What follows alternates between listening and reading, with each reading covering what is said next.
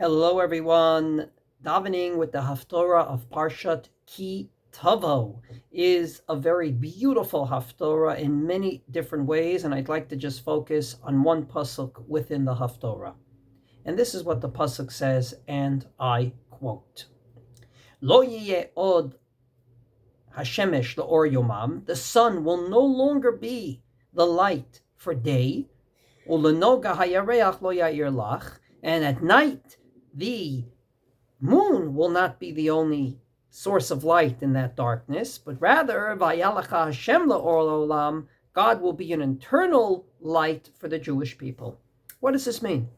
Does that mean that in the future we won't have sun and moon, we won't have X amount of hours of day and X amount of hours of night? It doesn't seem very logical that everything will change to that extent. Not only does that go against what many, including the Rambam, have said will happen in the times of Mashiach. It's not like nature will change. But quite frankly, how are we supposed to daven?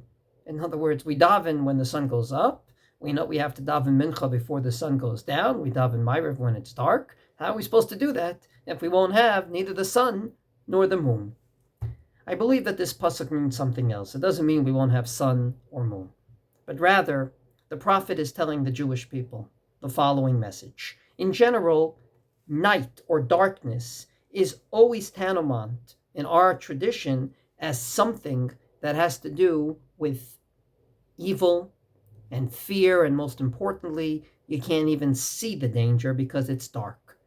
And light always is synonymous with optimism, with seeing everything, with seeing that the world is a great and wonderful place. Says the prophet that in the future, we will not have this arbuvia, this mixture of both evil as well as good, but rather God will be the eternal light and it will be one big story of good. In other words, we will not have a week in which on the one hand, we still can't understand how beepers and walkie-talkies can blow up terrorists, and yet at the same day, hours later, we lose so many soldiers. Having both night and day, darkness and light together, but rather we will have one big story of optimism and of success. As we say at the end of our Seders on the night of redemption, and this is my hope for our own redemption, Karev Yom, the day is not far, Asher hu lo yom velo laila. There will not be a day anymore, which will be both day and night, darkness and light, but rather one big story of absolute light. Shabbat Shalom.